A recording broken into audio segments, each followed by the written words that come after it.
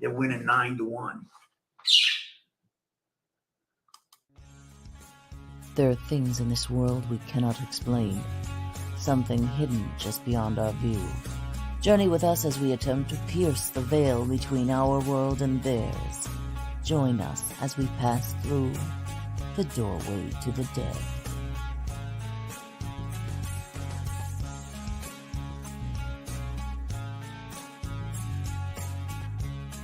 Join us at WLFE-DB.com for upcoming shows and so much more.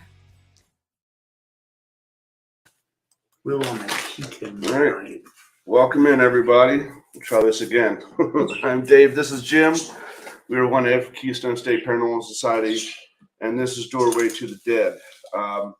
We thought we were live about 10 minutes ago. We were talking away, and we weren't live, so it is what it is. But Jim does have a good story to tell you about last night. They were at the orphanage, and hey, Jerry, welcome in. And we have a guest.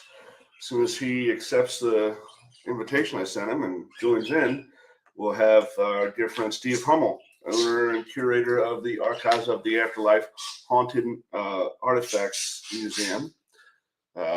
So we're just waiting on him. If he doesn't, well, I mean, give him a couple minutes, you know.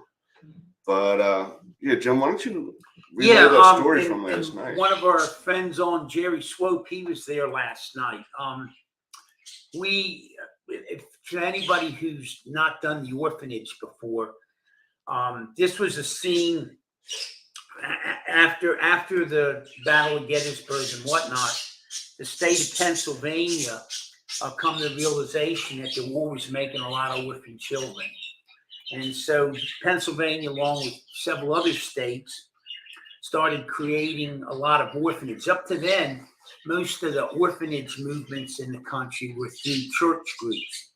So this was the first time you had sort of like a government involvement or something on a state level.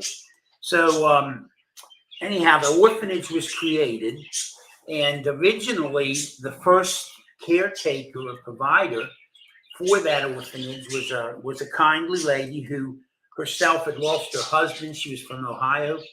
He had been killed in the war, and I think it was Gettysburg, wasn't he? That her husband was killed? That I don't know. But anyhow, so she along with, I believe she had 3 children at the time, agreed to come on board to run the orphanage.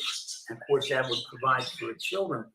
And for several years, she did so, and very, very generous and very kindly. And then she met a man coming. She met a gentleman in Gettysburg, and they fell in love, and she married him, and they moved back to Ohio. So in getting a new caretaker for the orphanage, basically new headmistress, and they got a very evil, twisted individual. And this woman, over the years, did a lot of physical abuse, mind abuse. She really got off on sort of torturing and bothering the children. There was a basement in there where there was pits and wells, and she would have the children shackled to the wall, have them in a barrel of water up to their lower chest, and for days on end, where they, tied where they physically couldn't get out. Did a lot of horrible stuff, and by and large, it went unnoticed and unchecked until finally, one of the children wasn't he being punished out in the bathroom area, I think, one of the outhouses in the winter. This is around Christmas time. And some locals noticed the boy. No, he got away and walked towards Chambersburg. That's right. And anyhow, so they started looking into this orphanage, and then they started putting a lot of information together. Well, back then, there really weren't rules or governing child abuse and things like that. So it just wasn't on the books. I guess, that people hadn't conceived that somebody could be that maladjusted. And so she wound up having a hearing and was fined $10. She was found guilty. Found guilty, fined $10. And unfortunately, that $10 was the maximum fine they could give her. That was right. That's all they could do. And so she left town then and left the history book. So nobody knows what ultimately became of her. And then at the same time she was doing this, there was a physician, Dr. Bourne, who was originally from here in Waynesboro. And he was involved in getting paid to take care and provide health care for the children at the orphanage. And this is where there's really very little, there's virtually nothing down in the books to document what his role in all this was. He was, it sort of felt that at the very least he had some complicity in this.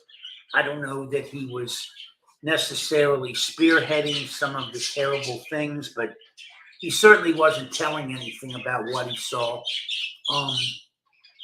And that's the orphanage of today. They had a lot of children. They had a lot of more children than what they were really set up for. But for a number of years, children there suffered greatly at the hands of this lady. There was a few children who passed away at the orphanage, and don't even really know too much about that. Record keeping certainly wasn't what it is today. So the orphanage is right there on one of the main streets in Gettysburg. It's almost across the street from the Jenny Wade house. And the upstairs portion has now been converted to apartments, so people are living in there. And over the years, there's a number of stories that people have had concerning their time and living at the orphanage. What's available if you do the investigation, it's a limited time, but it's amazing how much energy and what goes on in just a relatively short couple of hours. And you have the main entranceway that leads into a large room which was used for dining at the time. And then that leads in the back area. There used to be a courtyard and was open. Now it's enclosed. And that structure was not there when the orphanage was running in this period. And then that leads down a set of stairs, narrow stairs into the basement, which is still like dirt and dug up and stone. And in the back of that are a series of pits and diggings, and that's sort of where the worst of the abuse occurred. There are still shackles in the wall that you can see from that period. And most all the time, you're down there, you'll see shadow people, you'll get the EVPs, people get scratched or, touched and whatnot.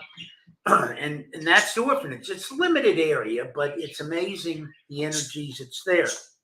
We're in this back area that was not enclosed at the time, and we're doing a session with our table Florence. And for a long while, we're picking up on children, and they're giving us their names and data. Then we picked up on a soldier, again, recording that data. And finally, we had some new people at the table, first-timers. And this one lady who I guess spearheads the group that had selected the services, she sort of got into some trance. And Steve and I talked about it. And I didn't know anyhow, long and short of it is we sort of believe Dr. Bourne had a large effect on this lady where she was transfixed or stare. Steve said he watched for at least 4 minutes. She didn't even blink. Her eyes was transfixed on the people across from her. And we're doing this conversation. Steve has a pretty established history with Dr. Bourne, and it's not good. He doesn't like Steve. Not in time. We earlier had got in touch with a spirit that identified itself as Dr. Bourne in which case he said he had not crossed over, was looking to, and was actually looking if we could help him. But it was weird. You just really felt something wasn't kosher and all of that. And anyhow, after this period of time with the lady transfixed, Steve suddenly gets up, crosses around in back of her, and I thought at first he was going to strangle her. I'm like, what's going on? But he has this talisman that he wears with a little bear, and it sort of protects him. And he was in the process of putting it over her head. Got caught up on her glasses, so that's why I didn't know if he was trying to choke her. But when he got it over, basically ordered the spirit to leave her alone. And we had the Phasma box running this whole time. Okay. Jerry had his Phasma box going, and as he's sort of leaving, it was a really bizarre laugh, like stuff like that come over the Phasma box. She's fine.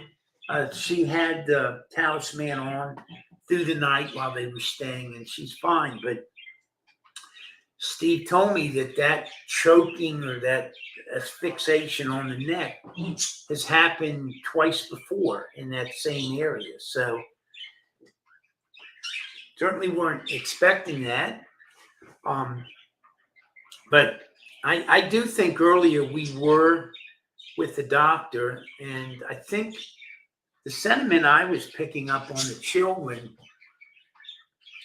was basically I think what he is definitely guilty of is not doing anything. In other words, when he came there and saw various wounds or applications to the children, he wasn't telling nobody nothing. And so at the very least, he just helped allow it.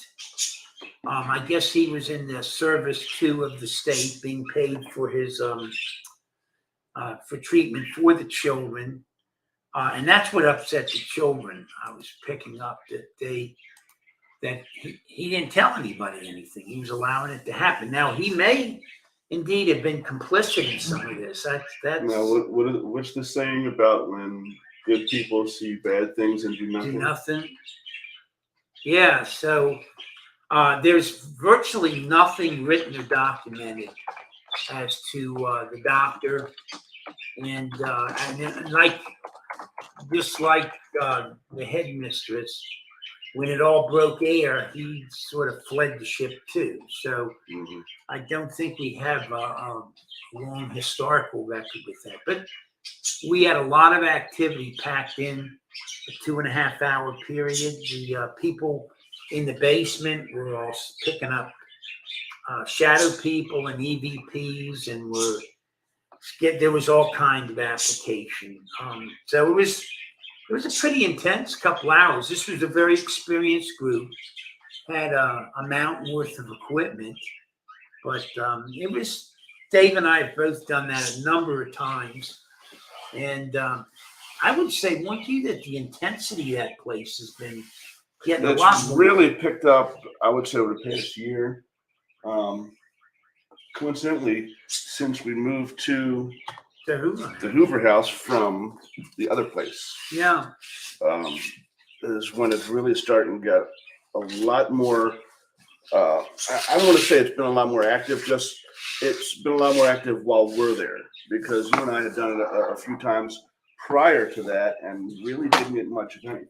Yeah, no, we've been there before and just, an EVP here or there, or a little something, but yeah.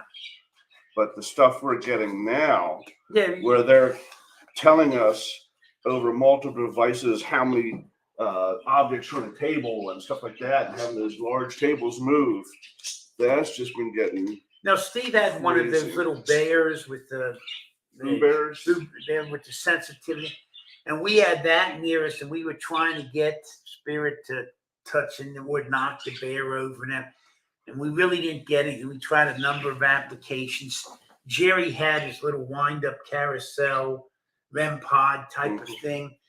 We weren't they kept working on the table, but we weren't able to get any transfer of energy.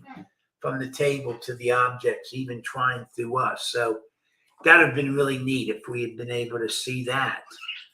He says, what about the big table? Oh, yeah. And then afterwards, they have a large table in the dining area. When I say large, it's like a picnic table, only a little longer and certainly Much heavier. heavier. Now, it doesn't have this fixed seating like a picnic table. So they have benches there that you sit on.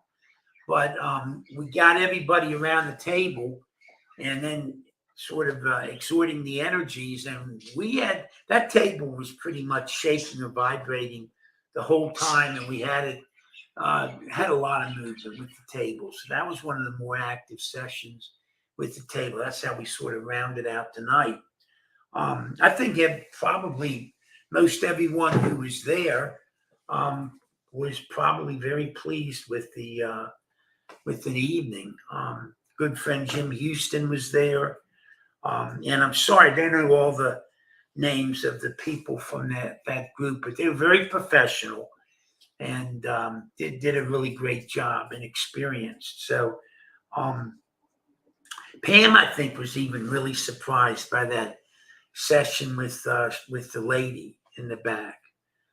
Now we've got this weekend coming up. We are actually Dave's staying home because it's Mother's Day, and we didn't realize, unfortunately, when it got booked that it was Mother's Day. But I think Pam, Steve, and myself, I think Jim Houston, we've got a number of people going to some location up in New York, which is pretty well established with activity. But it also, on the out, they have those fainting goats. Fainting Goat Island Inn. So that should be interesting. So we'll, I probably won't. Well, we don't have a show next Sunday. We'll have the other weeks. That's fine, and I'll have a guest for the. Now that next Sunday is tomorrow. Today's the 1st, so I'm going to see if 14th. He's coming up. Maybe we can get Rob live, to record something to do for that. What is he coming up that weekend? He's coming up that Friday, I believe. Yes, okay. He's coming up Friday. Okay. So now he's not staying at the Hoover Inn because he just Spirit doesn't leave him alone. He said, I just can't get any meaningful rest when I'm in a hard location. So where's he staying? That Cobblestone or something. Oh, like that. The other bed and breakfast up the street. Yeah. Okay. So Our competition. Yeah. Okay. But he had told me in advance he just doesn't do well. Now I don't know. We might have a really neat picture. I don't know if this is legit or not. A friend of Pam's was in recently. He's a photographer. Okay. Took a number of pictures of the Hoover House. Oh, is that the one that was? Did she post it? No, is that? But that's the young lady that was with that team that was in there. Yeah. Okay. Anyhow, the one really nice photos of the Hoover House, but anyhow, the one. Where did that from? Oh, that's from the New York show we went to. Yeah, she posted a picture, and in the picture there was the picture of the outside of the building up in the window. It would be the if you're looking at the building, it would be the first Keystone. window to the right. It would be Keystone. the Keystone room. Yes. Yeah, I saw that. that's fantastic. Let me see if I can pull it up here. Do you want me to try to call him, Steve? Yeah, I guess I sent him another message. Okay.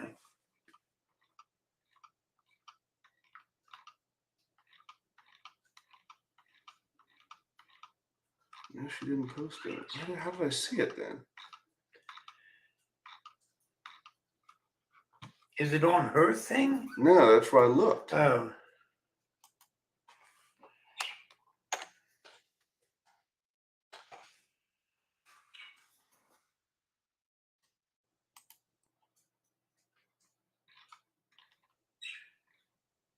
There it is, right there. Because she made it the. Yeah. Yeah. Let me see. Can I add a picture into here? Now, how come I don't have his call?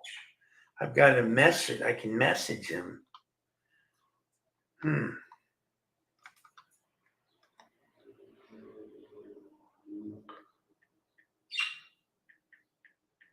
me see.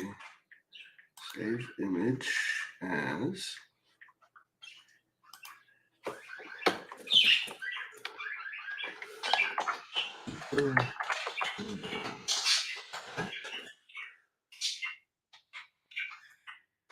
And then maybe I can upload it as a logo, and we can do it that way.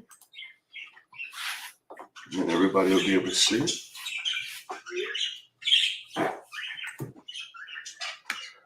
Let's see.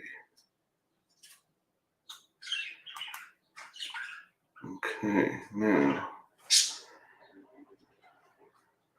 let's see if we can make this instead of an image, we'll make it an overlay.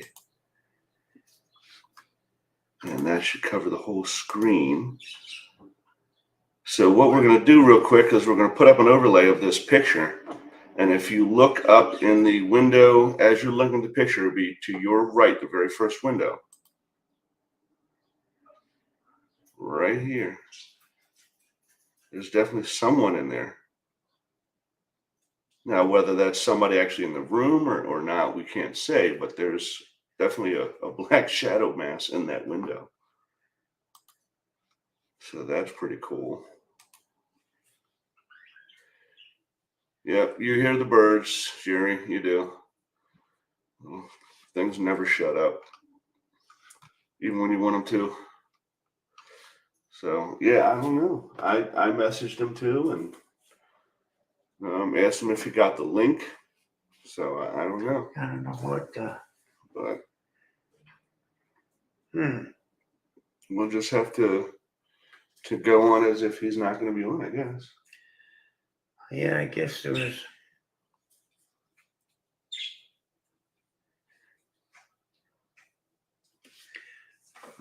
Anyway, I have been dying to get out and get somewhere and investigate out, away.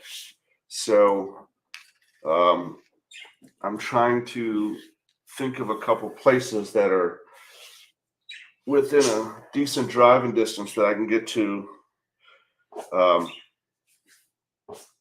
and put together a little team to do. I know I want to get to Hinsdale, which obviously Jim does not want to be a part of for obvious reasons.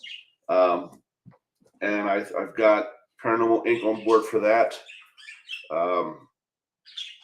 And I think our friend Sam Baltrusis would be interested in that. I just have to see what weekends both I and Paranormal Inc. are available at the same time, and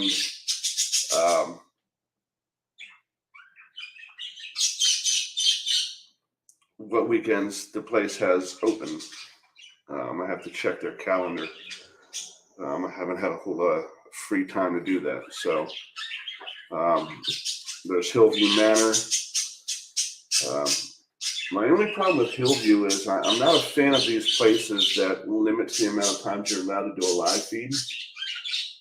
Oh, yeah. Yeah, they're like, for this package you get 1 4-hour live feed, or for this package you get 2 2-hour live, whatever the case. I'm not a fan of that. Like,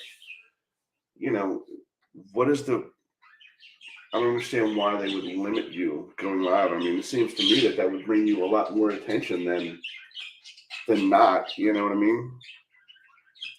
So a place like Hillview I'd have to really think about, because like I said, they limit you on the amount of live feed time you can do. So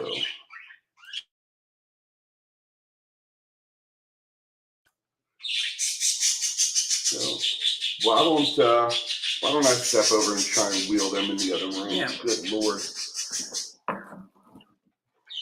Okay. Welcome in, Hetty. Just popped in. Yeah. All day. All day, amen. Peace, right? now before some movies. Damn. Ridiculous. Yeah, I have just been jonesing really bad to do a nice private investigation somewhere.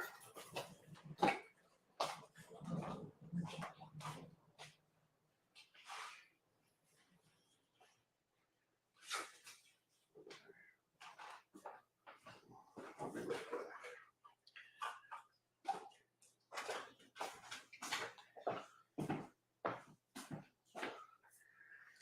I should be right back.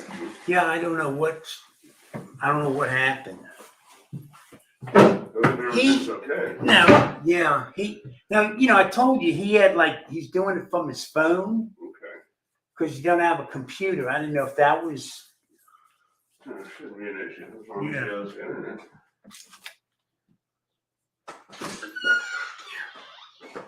You need my phone. I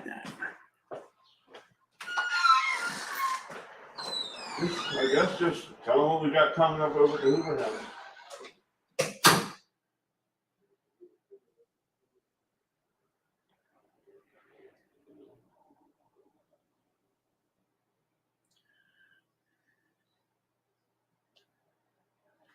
Well, I don't know. I don't know what happened to our guest. We have coming up at the Hoover House on Saturday, May 14th, at around 2:00 in the afternoon.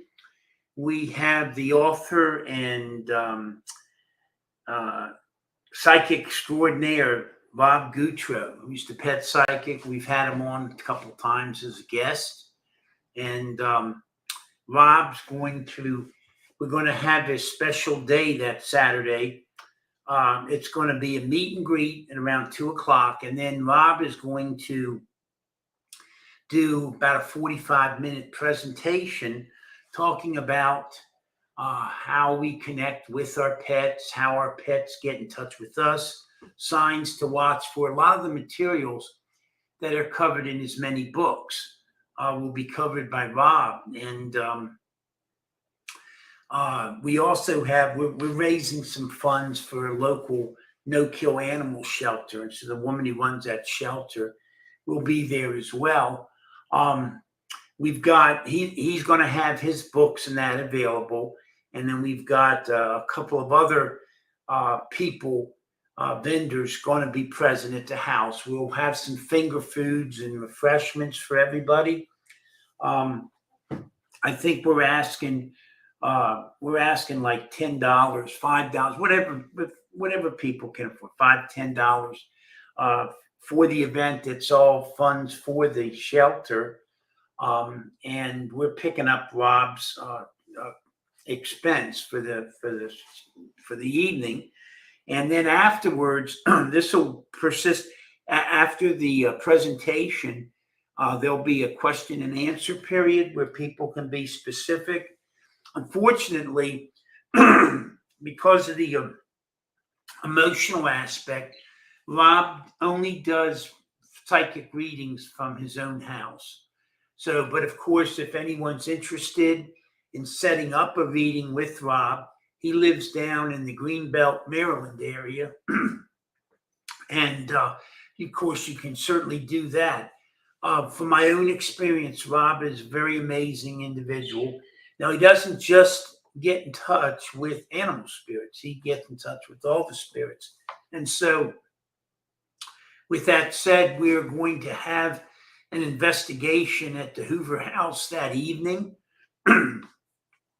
at probably like 7:30. We'll get started, and we'll have some table tipping, and we'll also have the house open on all levels for anybody interested. They can bring their equipment, do the investigations, and Bob will be there and attend the investigation as well. So we'll have his psychic abilities to key up on the spirits we're dealing with, which should be pretty interesting. Believe me, Rob is really endowed with that special gift. We're hopeful our friend Cisco Murdoch will be down that weekend. She's really trying hard to get down, and she's contacted a number of her friends in the paranormal community to come down. So there'll be several podcasts going on that day, this Saturday. And of course, in the presentation, the keynote will be about animal spirits and how we pick up on our animals, our friends, signs that they're attempting to contact us. We've often had the animal spirits come through when we do the table tipping sessions. So should be a really nice day. We're hopeful to have a nice attendance. We're going to be passing out some flyers over the next couple of weeks to try to chum up some local attention, and we're putting out on a number of our websites and things like that about the event. So anyhow, if you're in the Gettysburg, Waynesboro area on that Saturday, please consider coming by. If nothing more, it's great to see you. There'll be a number of interesting people there that weekend. I guess right now, for those who follow us in the Hoover House, we've had a minor setback, not directly with the Hoover House, but Steve's been working hard to get access to a couple other local properties here in Waynesboro that we can operate and make available to the paranormal community. And frankly, we don't know exactly what the issues are or where the holdup is. But anyhow, I don't want to really talk a lot about it because it's sort of, don't want to ruffle any feathers and stuff. But right now, unfortunately, a couple properties we've been talking about, we don't have access to. We're not involved with. Hopefully that'll get resolved shortly, because they're really interesting and a lot of neat stuff going on. So as we get the resolution there, we'll let everyone know. I guess it's typical. You always have. I don't really know. I don't really know that it's the community's objecting to anything as much as just a lot of people have done nothing. Where there's somebody thought somebody else was going to get the permit or take care of this or make sure that was the thing. I don't think anybody's been doing anything but Steve's been working his ass off. So we'll see how that resolves. We did have this past week, we had an amazing session over at the Euler House.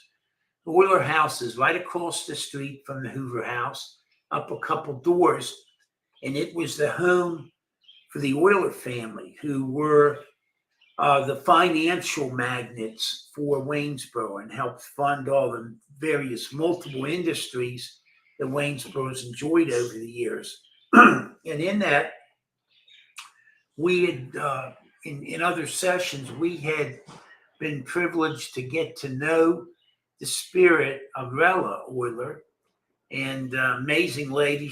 They were very philanthropic and took great care with the Waynesboro area, did a lot for a lot of people, helped out a lot of kids, particularly. She was very fond of the children and led an amazing life. She was greatly loved in life and lived to be the ripe old age of 105. The home that she called home for all those years, she was born in the house in the mid 1890s. She's still there, very prominent, and just a real joy to encompass her spirit and pick up on that energy. And so we had a session with a friend who knew Rella in life. Her family was very integrated with Rella's, and she had a friend as well. And of course, we had my sister and Bob came up, and we had Emma, and we had a magnificent session. Rella came through and gave her greetings, but then our guest, the lady who was tightly tied with Rella, she had a lot of family there, and they were exchanging greetings and information. And we came to expand our knowledge base on Rella. A lot of interesting things. It was evidently Rella had never married in life, and what we had always heard was she hadn't really had any serious relationships, or none that were known. Well, it turned out, and our friend knew of this. There was a gentleman who was very serious and very much in love with Rella, and he came through at the house. He evidently was a pipe smoker, and we started smelling the pipe tobacco and everything. Who's that? Over at the Euler house. Rella had a love interest. Okay. And Nancy identified him as Uncle such and such. It wasn't really an uncle, but that's what they referred to him. Gentleman with the beard, he had, like I said, he smoked a pipe. We were picking up. So I think 3 of them picked up on the pipe tobacco smell. And evidently he really loved her. Bella's dad always said, of course, they had a lot of money, very wealthy, and he always felt that all the male suitors were beneath her. They would just, I guess he basically programmed her, hey, buddy, you're looking good. That they were always interested in her money. So nobody was quite good enough for her. And so, he didn't get her dad's approval, but evidently they were good friends. And he later married another lady. And this other lady he married, we were told, again, this is just hearsay, but that unfortunately, I don't think he was really able to devote his time to his wife because he was pining for Rella. Huh. And so you could really sense that there's still a connection, on the other side between these two. That was really interesting. And then Nancy brought a friend of hers to the session, and this woman, while she's been involved with the paranormal community and done things, she never she had never done the table tipping itself. So she was very interested, came. It was sort of last minute. I guess Nancy had invited her, but then not knowing if there was room at the table, had sort of uninvited her. Huh. And then we said, no, plenty of room. Yeah. So she gets like a last minute call. The poor lady was already ready to get nestled in for the evening. So she came up, delightful lady. And toward the end, when we were wrapping things up, there was another very strong spirit there at the house. And as it turned out, it was somebody who wanted to connect with Sharon. That was Nancy's friend. And so Sharon knew exactly who the spirit was. And I, again, don't know exactly what went down, but I think one of the parties was really wronged and is trying to get forgiveness, make amends, and something she's been working on. That's about all you can do in some of those cases. So that was really interesting, and it sort of followed her there to the house from what we got. And then we heard from Rella's, I think we thought it was Rella's dad. And he was talking with Steve in his head, and he was upset while the floors are in A1 shape. They're very dull and they haven't been addressed, the dirt had. So he was really upset at the outward appearance of the floors. So we've sort of told Spirit, Steve and I, address those lower floors. We have a buffer in there from the Hoover house. So we'll take care of that. We're hopeful that going forward, we might have that facility available for some open public investigations. That's something we're working on. Steve pulled everything out of the thing. So, so we're in limbo there. It really, wow, really gets frustrating. we're learning a lot of, Well, it's a lot of as you go type of stuff, but I'm sorry, you talk someone into signing a lease on a building oh yeah, no, it's, with the information that you give them saying that they can run it as run a business out of it, and then once they sign the lease, say, "Oh no, you can't run a business out of it." Well, that's fraud, and it's at that point lawyers need to get involved because if you're paying rent, internet, and utilities on a building you're not allowed to use, yeah, no, it's a that's mess. fraud, you know. Well, hopefully we're trying to get some kind of resolution. We've been very guarded in our comments and stuff because we certainly don't want to add fire, to anything. But and again, want to thank Jerry Swope for assisting Steve. He really helped us on a lot of avenues. So, and I'm offhand, I don't know. We have Rob, but I think that's about it for May. We don't. In May we don't have much going on. No, May's sort of really quiet. June we have another one of those holistic fairs. Yeah. Urban Edge is holding, which went very well last time, I think. Of course, but I jump ahead to next year. You have Pam's daughter's having her wedding there.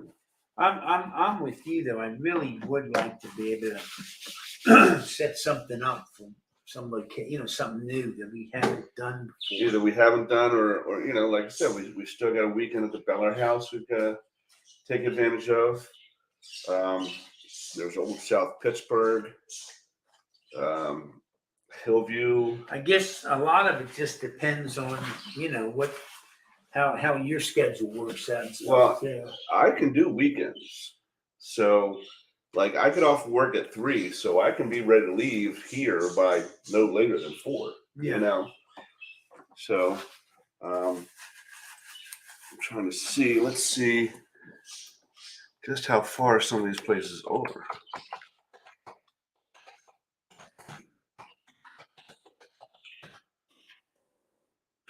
That's all I'm going to give you. So from here, Old South. Oh, that's pretty long. That can't be right. It's a good ways. That's it. That's the area. Down in Chattanooga. Huh. And that's it's a good 9 hours. Yeah, drive. that's. I would not say that's a weekend. Well, it would have to be a leave Saturday morning. You know what I mean? Or leave Friday, get there late Friday night, stay somewhere, investigate Saturday. Well, the way it's set up, you go in the evening before, like around 6. Right. And you go through till, it's like a 12-hour investigation or something. Yeah.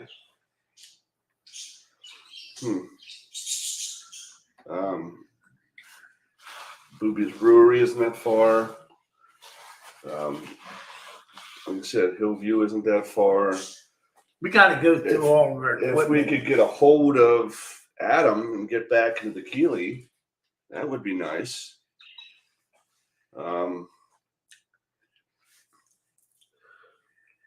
Something out of Ohio or I wonder.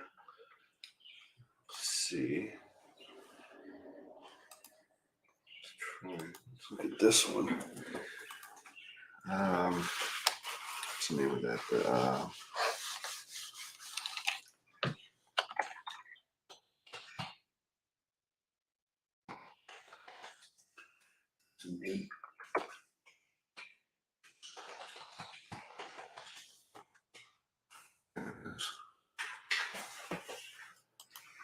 Yeah, I would like to get up there.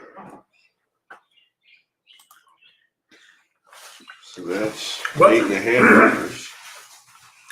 Wasn't something going to go down with Lola coming up or somehow? She said she was coming up in Not like April. April, yeah. But yeah, haven't heard anything from her. So that's 8.5 hours to the Rhodes Hotel. And there's my buddy Mike. He's always available to come and help. So, yeah. You know what? Let me message her real quick because I'm confused. She said she was coming in April. I don't know why she didn't.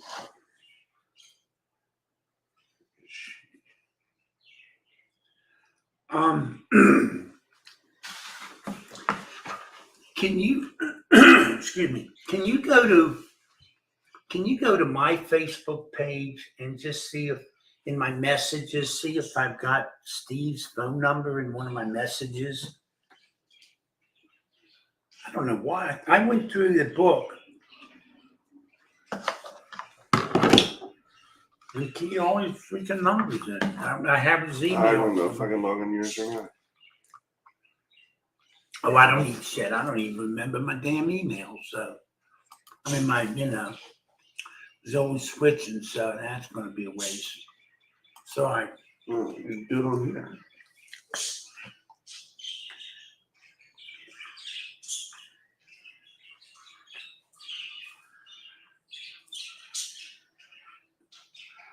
You don't have Facebook on your phone? No, I just go in on that and pull up Facebook. Okay.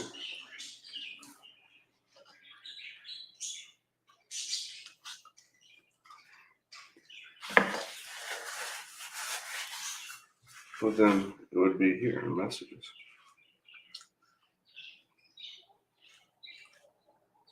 Done.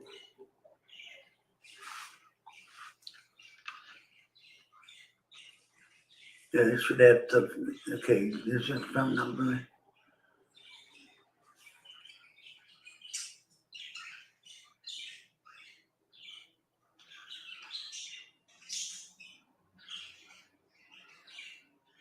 No, I thought he was giving me one more reason. Try calling him like that. See if he answers. Yeah, I don't know. What time is it? It is. Oh, it's almost time for our break anyway. Yeah. So, yeah, we'll take our one break and come back from the break. We'll see what we got. Yeah, I'm getting nothing here. WLFE Digital Network is now on digital television. If you're into ghosts, Bigfoot, UFOs, and the creepy, then WLFE has a TV channel for you, Paranormal View. Watch all of your favorite WLFE video talk shows on one channel. Shows like Paratalk Radio, Step Into the Paranormal, Skeptical Help Bar, The Creepy Parlor, and more. Looking for something else? Do you support the LGBTQ plus community? WLFE has brought all of their LGBTQ shows like Inside the Drag Closet, Everything Yet Nothing, Across the Pond, and Rainbow Soul all into one place. A new TV channel called LGBTQ Friends. The third channel is a Variety Unlimited. Here you'll find a wide variety of talk shows you know and love, like Just Cindy, Card Pulls and Coffee, Real Talk with Nom, The Bipolar DMs, Meet the Author, and Movie Review 5. The best part of watching these shows is that they're all available to watch at one location, one website, WLFE-DB.com.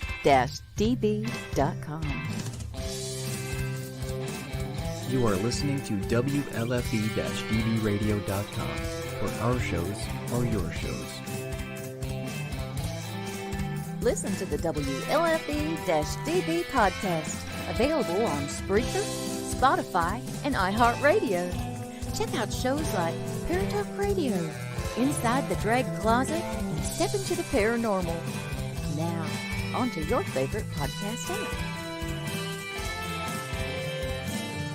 This is Dominic Santasero with Real Talk with Dom. You are listening to WLFE-DBRadio.com, where our shows are your shows. Hey guys and dolls, this is Casey DeVille, the better half of DeVille Inc., Baltimore, Maryland. If you're ever in Baltimore, stop in and see me and Tony. Invisible Bree, 5920 Eastern Avenue, Baltimore, Maryland, 21224. Give us a call if you're in the area, 410-400-9641, or look us up on the web at DeVilleInc.com. DeVille Inc., where we specialize in you.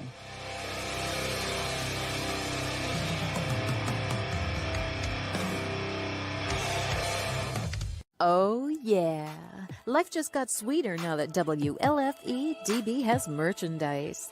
Show your support by purchasing your t-shirts for WLFE, Paratalk Radio, Inside the Drag Closet, and more. But it doesn't stop there. T-shirts, coffee mugs, tanks, buttons, cloth bags, and more. Go to WLFE-DB.com. On the top bar, click on the merchandise tab and bam, there you go. You got merch. Support the shows. WLFE-DB.com. You're listening to WLFE DB Radio. Now, back to our program. It's like All a copy and we are paste. back, and Steve is on the phone with Jim right now, so we're trying to get that worked out. So there's a bit of, I guess, technical difficulties going on there. So, Mike, I wanted to ask you, since you've joined, you're in the audience, if you know of any place that is within a couple, 2-3 hour driving distance, that would be worthy. I won't say would be worthy. It's not the right wording. That would be worth the drive to go and set up an investigation. Trying to get some new things into the fold and see if we can't check out some new and interesting places. We really want to get to some locations we either haven't done before or it's been a long time. You know. Yeah, let me give you Dave one sec. Yeah, Hey, Steve, what's up? You there? are you not there? I don't know. I can't hear him. Oh, now I can hear you. Okay, there you are. Yeah, there should be a link in there that says, here's your link. I don't know if you have to copy and paste it or not, but.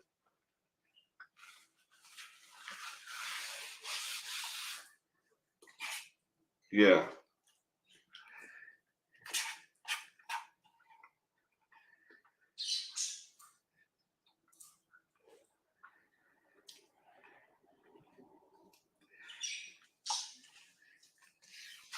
Doesn't say anything. It doesn't have a line that says, here's your link. All right, well, I can send it to you through Messenger.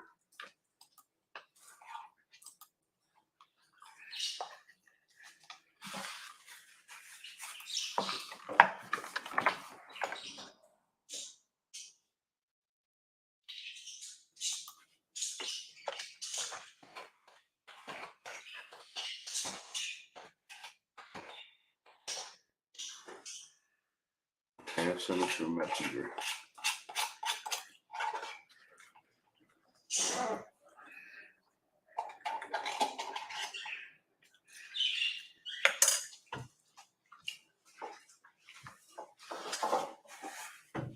Did that come through?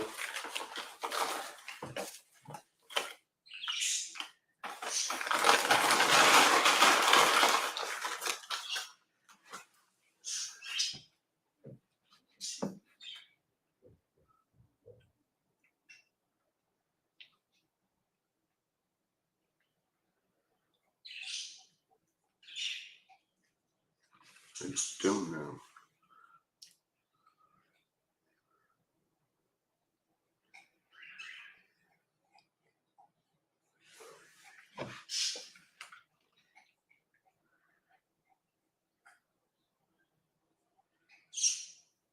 Did that link come through on Messenger?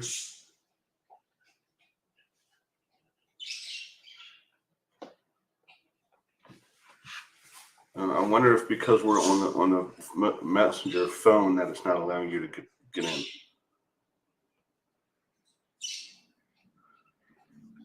So. I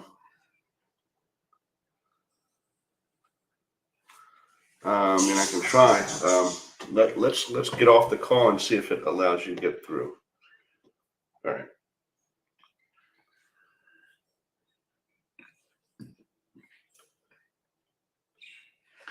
Okay. So I sent it to him through Messenger as well. I don't know why it's not working for him. I don't know if it's something on his end. I've never had any issues with it. And I've heard from a couple people this weekend on and off that, they've been having some issues, and then I get Messenger ain't working and all, on and off. I haven't had any problem with that at all. Let's try one more time. I don't know that I've been having any trouble with it. We're having trouble. We still can't. My wife, we still can't get the Roku on the back TV. It's don't pick up any connections.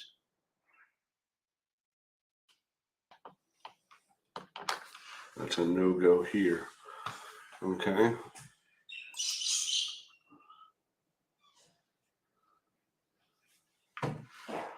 Let's see. Try this one more time. Maybe I'll do it from this email.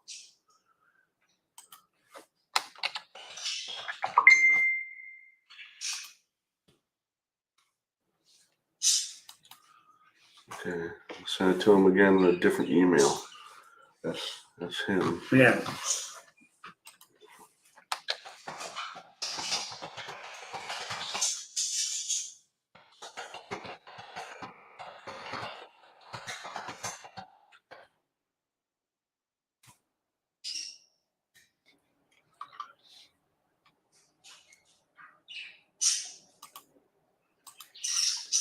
I'm not sure exactly what is causing the issue, but see if it works this time. Well, it could be his phone too, if you said you called him and it didn't ring. Yeah, no, he said he called me back, and I didn't. He tried, calling. I didn't hear nothing. I didn't come through. You still haven't taken that to the store yet, have you? Yeah, well, it was ringing for a day or two, and then it's not ringing. Well, let me post the link right in here. Okay.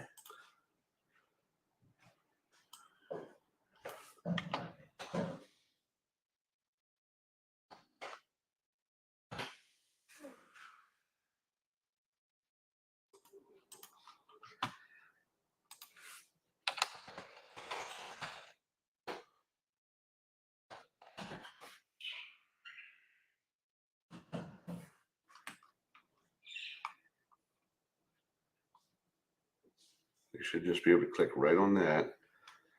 It should bring him right into the green room.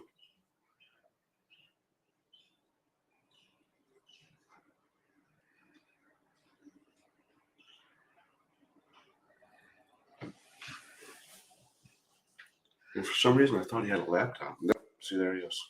Good. Okay. Well, we finally got him, everybody. So here's Steve Hummel. What's going on? There he is. What's up? Hey. It worked. All right, good. Good. Well, I didn't just do that to begin with. I know, right? So what's going on over there? We're all good, like everything with all these projects. You always run into a lot of issues, so I guess it's nothing new for you. Yeah, it's been pretty busy over here.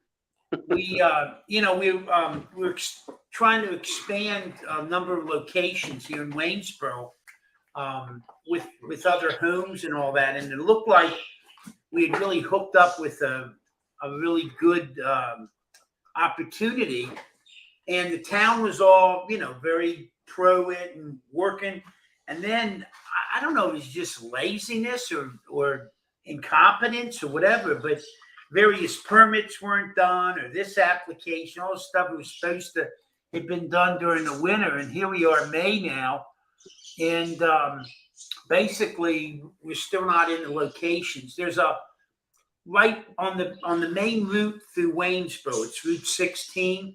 That was the old Waynesboro Turnpike in the day, mid 1800s. It's right there at the end of my street. Yes, right across literally the at street the from me. block up the road.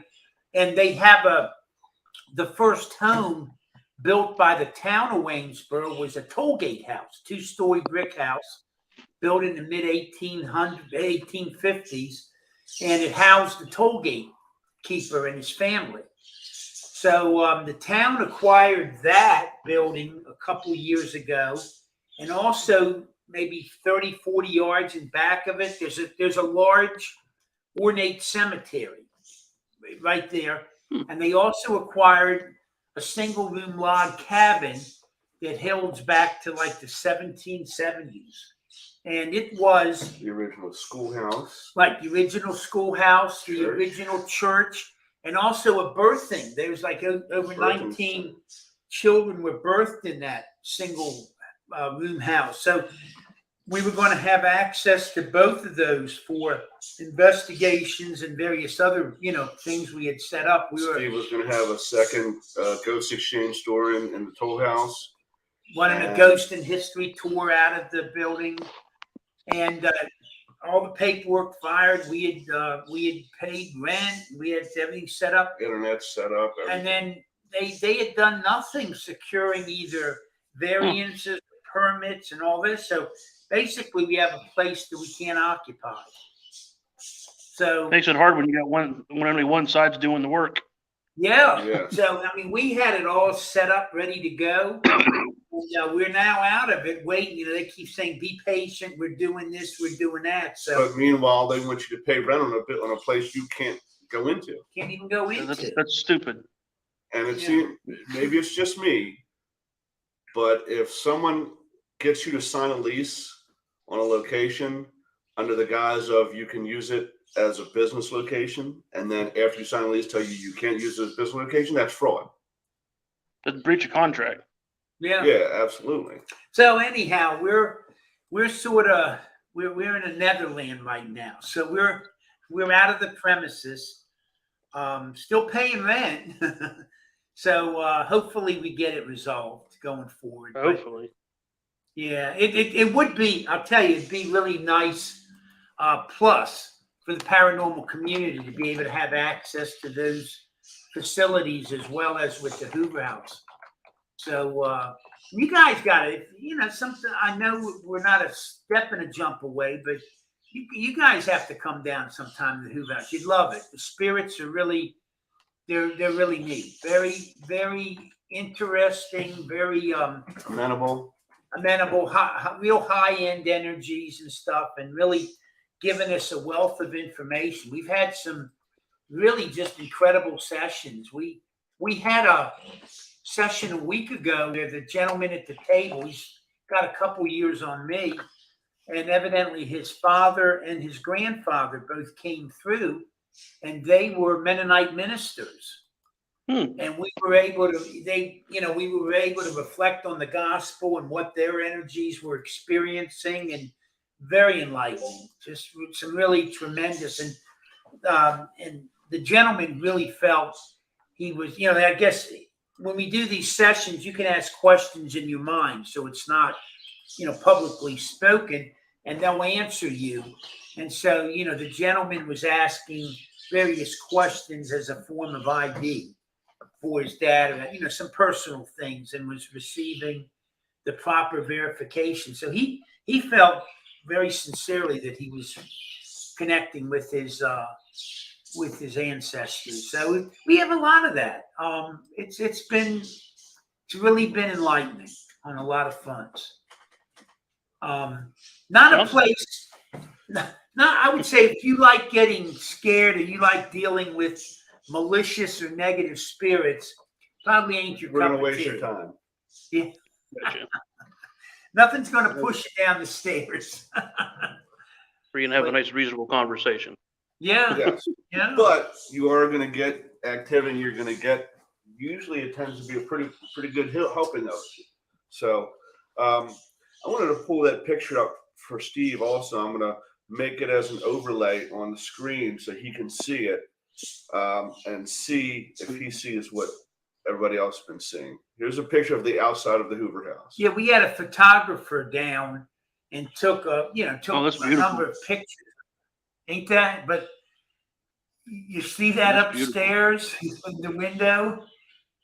Upper right. Yeah. Yep, just to the right of the center. Yeah. Yeah. I can make something out that's there. I don't have the greatest sight vision.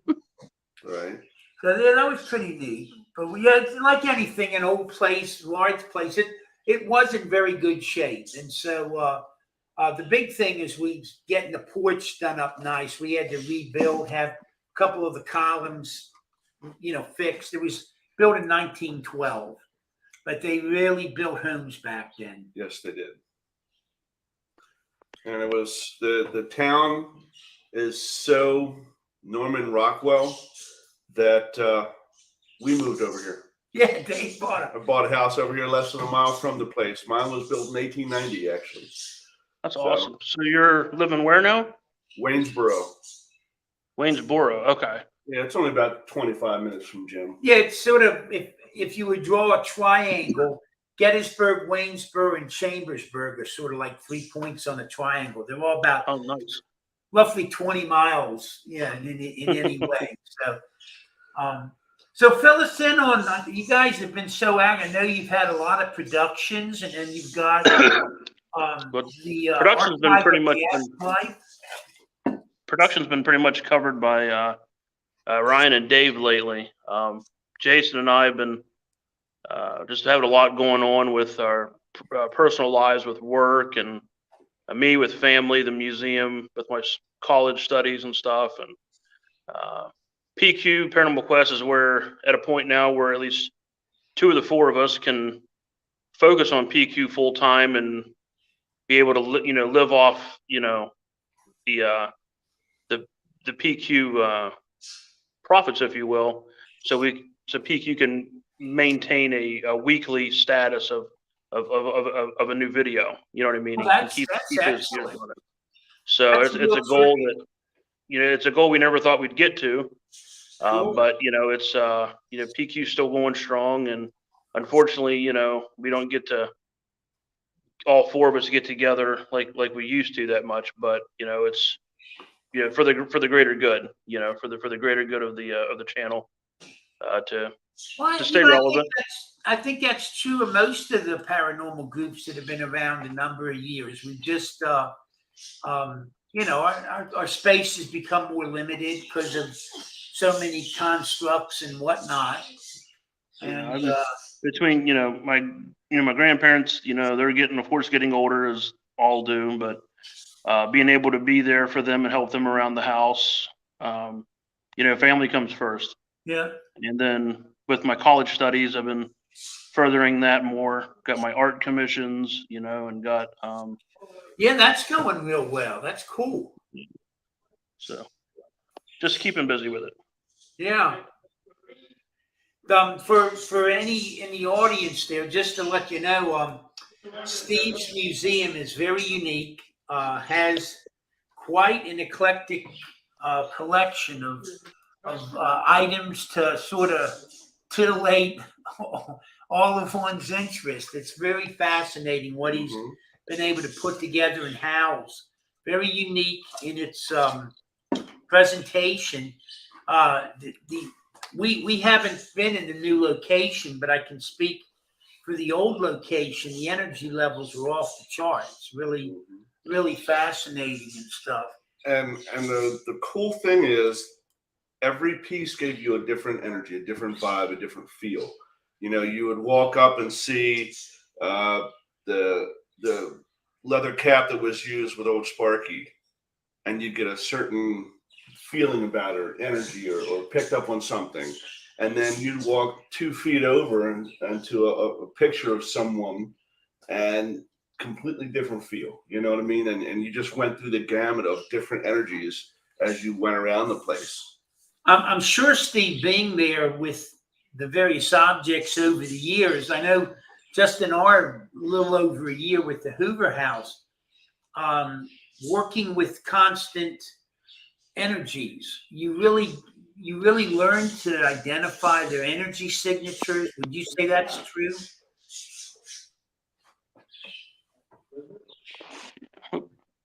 Fix my phone here. There we go.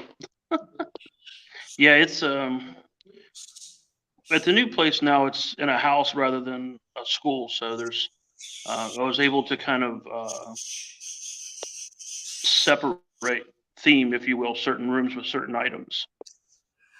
Did the house have an energy to it that you moved into? Absolutely, yeah.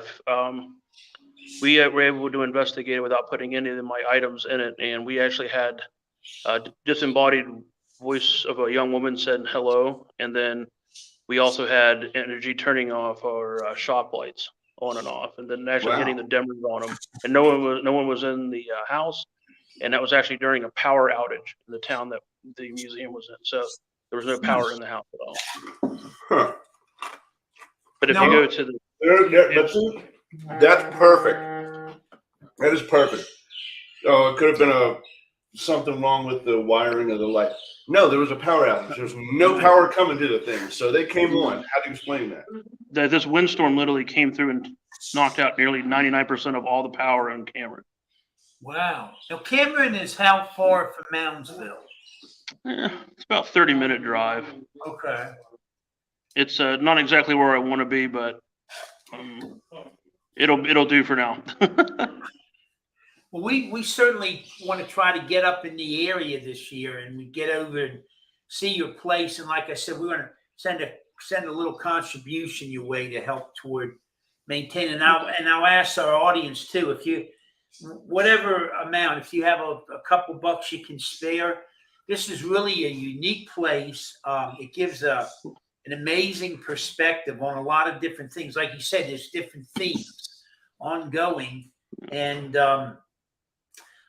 just to really go in and observe and turn on your inner equipment, and you'll be pleasantly surprised at the various energies and that you pick up. The stories, amazing stories going on there, and it really is something that hopefully the community can work to maintaining, because it really is a valuable asset to the community in general.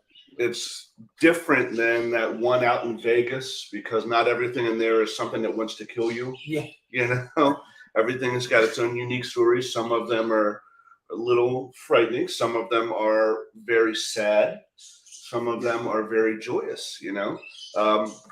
And we've actually donated, I should say, Jim donated to the museum when you requested he get you some dirt from the grave of H.H. Holmes, which had its own story in and of itself. So, you know. Which we've added to that collection a little bit. I had a gentleman over in England was able to, he and his wife and one of their friends were able to go get me sod samples from the 5 Jack the Ripper victims. Wow. Oh, wow. Fantastic. Oh, wow. See, I have to go see that. You know, I'm a big ripperologist. I love that. I'm a Charles Lechmere fan. I think it was Charles Allen Lechmere. If you get a chance to go on YouTube, look up New Evidence, Charles Allen Lechmere. There was a journalist in Sweden. He spent like 20 years of his life. He was a ripperologist, and he had an ex-barrister, like someone from the royal court, like a lawyer. I guess that's what you call him over there. After going over all of his findings, he told the journalist that he said, with what you've gathered right now would be enough to incriminate this individual. He's either Jack the Ripper or one of the most unluckiest men in the world. Oh, as far as wrong place, wrong time. Yeah, which when he goes over everything, like all the murders took place at the same time this gentleman would be walking to work, and all the murders took place within his area between work and home. So they've been able to establish a critical timeline there. Oh yeah, it was, and there were 2 of them that were not on the same route, but it happened on a weekend where he would have been off work visiting his mother, and they were just right around the corner from where his mother and his one daughter lived. And see, now I personally was always in support of the theory that it was. There was a movie, it was called Murder by Decree, Okay. And I'm trying to remember who played. It was basically Sherlock Holmes was asked to solve the case, Okay. and you find, and it's much like the movie From Hell that starred Johnny Depp. That's a good And movie. it was yeah, that guy. Um, Basically, the prince had an illicit thing going with one of the street women. She became pregnant by him and had his child. He contracted syphilis, and Right. so he went mad. And to shut all the women up who knew about the child, so you wouldn't have this illegitimate bastard hooker's child as part of the royal family, Sir William Gull, the royal physician, went around doing these things. And then when he was done, or at least thought he was done, because in the end of one movie, Mary Kelly gets away and he kills the wrong person. But when he was done, then he was given a lobotomy, so he wouldn't be able to talk about it. It just, it seems you get so busy. There's so much going on that, like, I don't think I've done any graveyard sessions for a couple years now, and I think they get forgotten about a lot. yeah, I really want to get back to that. I'm getting pushed. I just, as you get older, I'm at that point there where my energy levels, I can't, they're not dependable anymore. I Used to feel be, you. yeah, Believe it or days you get up, now it's like I'm in prayer to the Lord, give me enough energy to get through the day. So, Kristen Lee has joined the show in the comments. Huh? So, very cool. We still got a trip on the books to the Bel Air house, so we got to fulfill. Yes, you need to hit the Bel Air house. It's awesome. Oh, we've been there several times. We actually had it scheduled, Oh, that's right. and That's right. someone else had scheduled it too. And since we had been there before, it would have been this other team's first time, so we backed out and let them have the booking. So, Gotcha. but no, it's been several years now. Yeah. Now we Kristen actually came down and visited us at the Hoover House before. And we've done we did some table tipping sessions with her, and I believe she's coming down. She's already reserved to come down for the bash. For the bash, I'll tell you, we just got an interesting. we need to Steve at the bash. Yeah, That's what we got Chris Lutz from the Amityville house. He's a minister now in Arizona, and he's evidently coming at his own expense to the bash and going to have a table there, and be giving some talks and what his recollections about that period. And I believe Pam may be able to set up an interview. Yeah, no. I think he seemed like he was open for that. So. He seems like a really nice guy. Now, I've seen the documentary his brother Daniel did, and for anybody who says that was a hoax, you're going to believe what you want to believe. But what I know is, whatever Daniel thinks went on in that house, he truly believes went on in that house, and it has messed his life up something terrible. I don't know how it affected Chris, and I haven't heard anything about the little sister, it's Missy, as far as what happened to her afterwards and anything like that. But I know the oldest son was Daniel, and he looks like he's just been through it his whole life over this. So, this will be Chris's first time there. I think it's going to be fantastic. That's going to bring a lot of foot traffic in, I think. So you have both your grandparents still alive, right, Steve? Yes. No, that's wonderful. That's on my mom's side, yeah. Yeah, that's wonderful. Very good, sir. So are you opening up for summer hours for the museum, or are you just keeping what's the your hours hours pretty steady? Yeah, our on season hours are April 1st through November 30th, and that's Thursday, Friday, Saturday from 1 p.m. to 7 p.m. Okay. 1 p.m. Okay. And then we do private overnights are from 9 p.m. to 4 a.m. and they're $250 or $225. I forget already. I am so bad with memory. That might be fun to do. It's one of those two.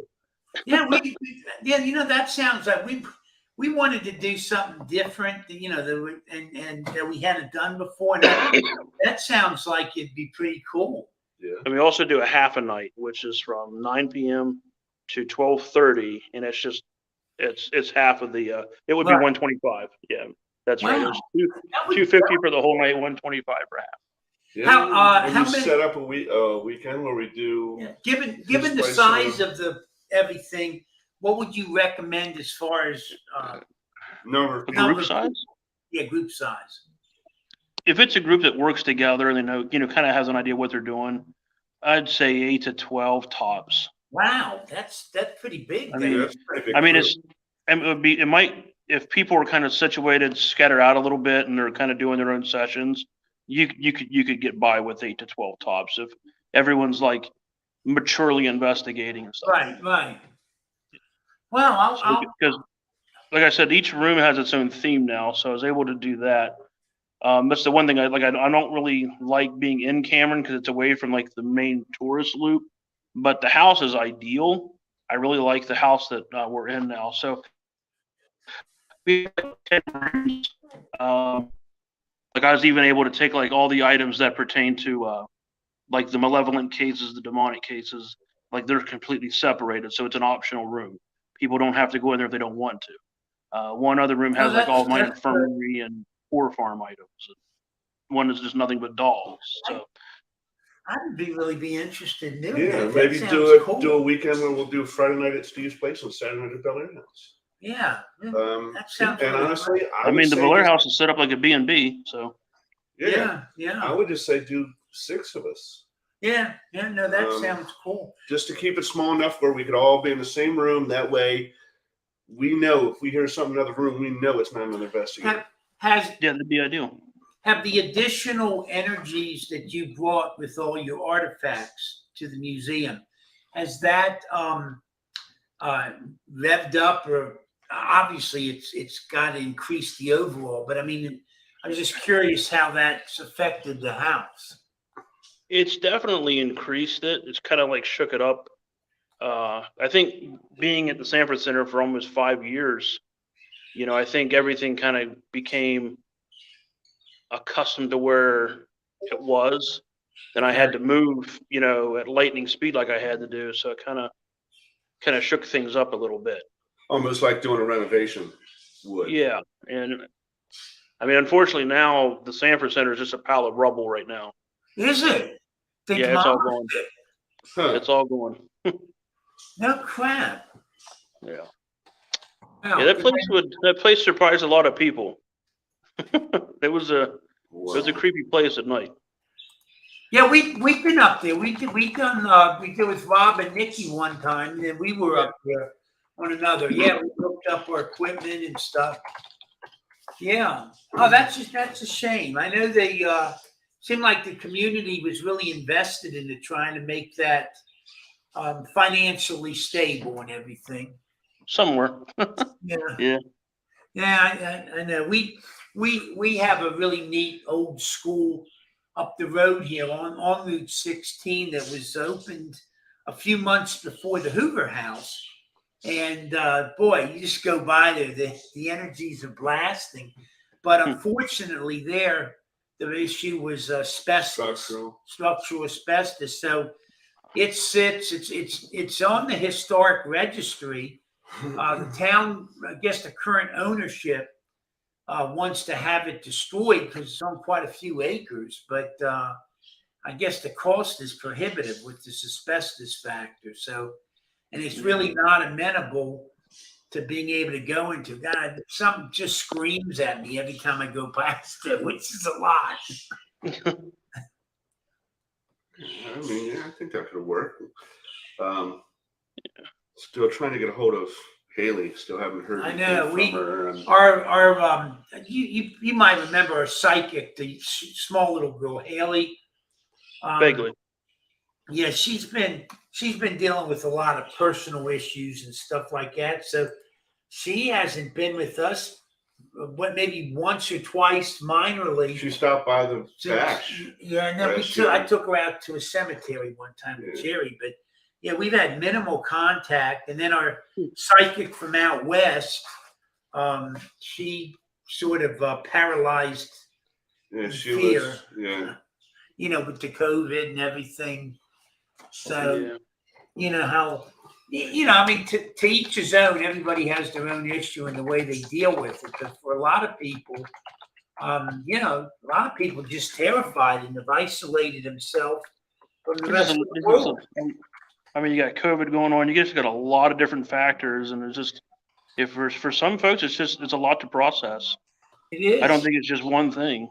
No. Just everything compiles, and then you have what's going on in their personal lives, and then that compiles on top of it.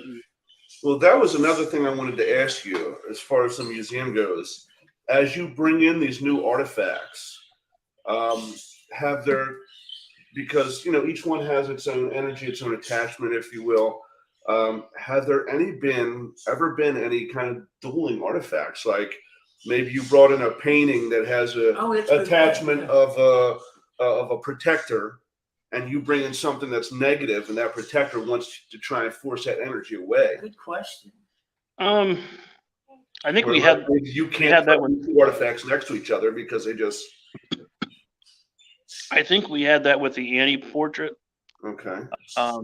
But when I closed for the season, I wasn't going to have like temperature controlled setup there. So she's still at home. So there's some items that I haven't brought back out yet just because of the temperature change and stuff like that. So Annie was kind of like that. But Annie, I just kind of said to her, I said, just do what you want to do, come and go as you want. Because, that's one thing, unless it's something that I'm keeping because it's malevolent or malicious, I'm not going to treat them like a sideshow.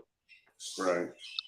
Unless it's something I have to keep away from people because it's a spiritual threat. Have you ever had issues where, like, let's say you're housing a piece of that nature in your own house? Have you had issues in your house as a result of that? Not so much. I kind of view spiritual protection a little different than I think some other folks do in the field. I'm a firm believer in strengthening yourself to protect yourself, and then trying to work with others and strengthen others so they can protect themselves, rather than throw a Band-Aid on something that's not going to work. Okay. There's a placebo effect, and then there's an effective way to do things. That's something I've been struggling with, is since we've been involved with the Hoover House and all that, we're getting a pretty regular daily dose or weekly dose of psychic energies and dealing with them and of course, when we have an evening with a lot of guests and a big event, it's so absolutely draining. We found that we have to put limits, like for our table tipping sessions and stuff. There's a I'm a 100% scriptural type of guy for spiritual protection. I don't really toy with anything else. So it's always worked for me, and I don't know. It's funny because I've got my own. I know I have a lot of energies protecting me, and so a lot of times it might be a very strong, powerful negative energy, and I'm almost oblivious to it at times. Luckily I'm with others who pick up on that. That's why I don't go seeking the strong negative energies, because it's not going to help me. I'm trying to stay with the higher vibrational energies, the stuff that has life increasing knowledge and expanding my spirituality. And that's what I'm really keyed in now. I know the negative exists. I know that whole side. And lately, and I've talked to a number of people who are sensitive to various degrees or psychics, and it seems that we're being inundated right now with a lot of earthbound spirits that have their own tragic circumstance. I'm not saying the spirit is necessarily bad, evil, or malicious. It's just it's dealing with some serious issues. Sometimes it might be as a form of suicide or a terrible accident that had enormous repercussions on their family and, and other members. And so they're like coming out of the closet now to try to be crossed over or just to make amends with their loved ones. And I don't know, something's up. I mean, it's just I think it's truly a signature of the times. And I think you're right in the sense that probably in my lifetime, I don't know that it's ever been more important to maintain some kind of spiritual tie-in and strengthen that tie-in, whatever your core belief system is, and whoever you worship or whatever. It's important to have that up and working and guiding you and protecting you, because it's just, as you had said, there's so much out there right now. Yeah, there is definitely. I just heard, the passing of the Mother Judd, died just the other day. And here now, I read about her passing, and I think today they're getting in the Country Music Hall of Fame, and she's dead. Now it's coming out that you can see with the wording the family's doing, something went down. I guess there's a lot of talk of potentially whether it was suicide or she'd been battling some very severe depression now for a number of times. She did, I guess just a number of weeks ago, she did a presentation with her daughter, looked great, but obviously things weren't well. And all it takes is one swift decision, to do something, and it doesn't, it could have been a serious case or non-serious case, but one quick decision, and sometimes you can't turn back from it. Yeah. But see that one of the question I'd asked him about those not controversial, the opposing energies was because of what we have at the Hoover House with the hierarchy. Right. The original builder and owner, Ira Hoover, he's there, and it's almost like an immigration or what's the one you come from another country through the airport? What's it called? Customs. Yeah. Where he vets energies that are coming in, whether they're coming in to speak with someone who's investigating there that night, or if they're just wandering earthbounds that saw that light in the darkness and came to it. Whatever the case may be, when they try to come into that house, these energies, he vets them, and if he doesn't like them, he does not allow them in. Yeah, him or his daughter. They so much so that Jerry Swope, our friend, had bought a table with attachment, and they tried to table tip with it, and it wouldn't move. It would vibrate, but it wouldn't move anywhere. So when they switched to one of our tables and asked why, Ira said, "I don't like the energy on that table. Get it out of my house." And I mean, so much so that we had to call John Zaffis so he could talk us through salting it properly and getting it off the property. Try to neutralize. So I know how protective Ira is of what was his house. So that's why I was just curious if you ran into things like that at the museum. One thing I've noticed whenever I get a new item, and sometimes someone will tell me this thing is like the scariest thing ever, and so on and so forth, and it might be that to them. But I've noticed that whenever a new item goes into the collection, they realize they're not the only entity there. Right. And I think a lot of times they tend to stick to the area right where their item is. Okay. Realize they're not alone. Yeah. And I mean, there's a few of them that tend to branch off a little bit, but that's why we have the dark room. The dark room is where we keep the malevolent items. Wow, that's now. What are since the last time we talked to you? What's probably the newest stuff that you've added? We got a new doll, the Jack the Ripper victim doll. We got a World War II Navy duffel bag. There's some.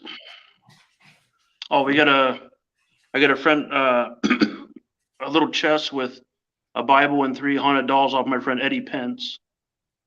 And it was something that he and a friend of his had their little collection, and he said it was just something that neither one of them wanted in their houses. So So I got stuck with it. So Nice, nice. no, but I mean that's what the museum's for. So Now the duffel bag, is there any history to it? Like, has anybody researched the name no, actually, associated with it? I found it at a local shop, and I just felt that there was like just a little like a charge to it, Okay. and I just happened to have enough on me, and I figured, oh, I'll give you a home in the military room. So We I'm curious if maybe it was someone at Pearl Harbor or. it's hard to tell. earlier this year we were down in Florida, my wife and I visiting our friends, and they're in the New Smyrna Beach, Daytona Beach area, and they were having me try to find a table with an energy for them. So they were towing me around all these little antique places and whatnot, and picking up with all the energies. And this one, we go into this shop, and as soon as I went in, something was like, oh, it's like, just a real power source. And as I go in, I'm just following the energy flow. And as I'm getting closer, it's not a good energy at all. I mean, but it's very, very strong. And I'm like, what in the heck is this? And finally, I get to this, typical of the antique places where they have all the little mini booths. Everybody has a little booth. So I get to this one area where the energy source is, and here it's a cabinet. And within the cabinet, it's all loaded with Nazi paraphernalia. I mean, really amazing stuff. I mean, between awards and medals and pictures and a lot of very original, probably very rare. But I mean, it's like, whoa. I mean, it was just amazing, the energy. So I'm talking to the owner on the way out. We actually purchased an autographed picture of Vivian Lee with her Gone with the Wind costume. Oh yeah, that's pretty neat because one of our tables is actually Vivian. But anyhow, I'm talking to the owner, and I'm like, just happened to mention to him. I said, "You got that one presenter back there with the cabinet of all the Nazi memorabilia," and he says to me without hesitation, "Yeah, and I wish it was the hell out of here." He didn't go into any specifics, but I said, you just knew that something was going on, because boy, that was just like, as soon as you walk in the door, it was like follow the breadcrumbs, and right. it was putting out the power. Wow. That's true. Yeah, I don't. We have a local antique dealer here who works with, really nice guy. We do investigations in his store a couple times a year, and a lot of the similar to your museum, a lot of the items in the store have energies attached. So that's where forget about signal. Hopefully he'll be back. Hopefully he'll jump back in, but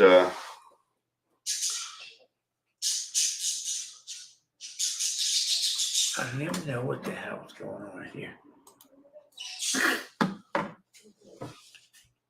There he is. Okay, bring him back in. I can hear you, but I cannot see you. There you go. There you go. I think we got a storm coming in up here, I think. Oh, okay. Oh, okay. Is that what it is? Yeah. But anyhow, he gets some really neat stuff, and that's where I had messaged you earlier. We were looking at purchasing that chair made by a notorious murderer here in Pennsylvania, and it turned out some other lady with their paranormal group purchased it for they have a similar setup to you, but just down in the valley in Virginia, down in the Shenandoah Valley. But anyhow, he gets a lot of odds and ends. So if we're able to capture any of that, we'll certainly be sending some pieces. Popped out again. That storm. Yeah. Well, coming towards the end of the show as it is, but looks like the Bel Air doesn't have anything open on a Saturday until the 20th of August. Yeah. Yeah. Cool. Good for her. I mean, she has Fridays open. Yeah. So we do a Friday at her place and then a Saturday at his. Yeah. But that's Friday, May 27th. So I thought we had something going in the last weekend in May. I'll have to check the calendar. I don't know why, but and then June, I think, is all pretty open. I would say if we're going to do June, it would be the 10th Yeah. then, because this is my parents' anniversary here. So, but I think the prices So are. they're still down in Florida? Yeah, they come back on Wednesday, and he's back. There we go. There he is. Oh, here we go. Don't start, dogs. Oh, he's off. That's right. Just why don't you message him and tell him not to bother? The show's just about over anyway. Just glad we were able to get him at all. Yeah. Honest with you. So the antique thing is going on May. I'm coming out. That's Holly.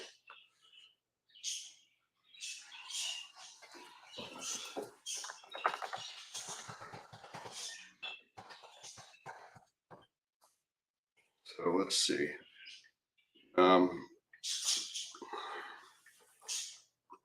Yeah, so Holly says she'll be coming out for that event in May with Wow. James and Jess. Oh, Holly. Yeah. I haven't heard back from Lola, so I don't know what's going on with her. Speaking of which, we need to get her and Jason Meadows on the show. She was asking about that. So, hey, enough. Enough. So she says she thinks it's the 21st. So, all right, well, I guess with that in mind, we'll go ahead and cut out a few minutes early. I know I still got to eat some dinner. I got to get these dogs walked. Obviously, you can hear them yelling for it now. Yeah, I thank you. Right, we want to thank Steve for stopping in. Apologize he couldn't make the whole time, but at least we got a little bit out of him. I have the Archives of the Afterlife address scrolling across the bottom of the screen for anybody who wants to go check it out. I'd highly advise it. And yeah, Jim and I are going to actively set up a weekend where we hit that place one night and the Beller House the next night. Yeah, I think I'd really enjoy trying this. That sounds cool. If it's okay with you, I'd like to bring my buddy Mike. I think he make a good addition. Yeah. And we'll see if we can't get Mike, you know Mike Simpson. Yeah, I'll see if Mike. Yeah, that's close by. I'll see what we can get. So, and maybe we'll find two more. Maybe it'll just be the four of us. Yeah. You know, I'll see if Haley wants to go and, you know, if she's answering. Yeah. So, Yeah. But everybody, thank you for tuning in tonight. We appreciate it. And we'll see you in 2 weeks. Take care, everyone. Have a good week.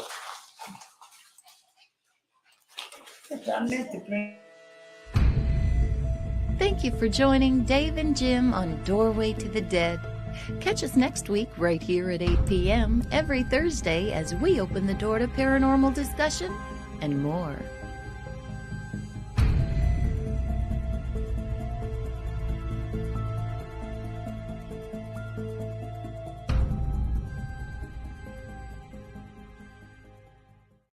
Really helped too. She's getting a little more than that. Can you put them out on the leashes, please?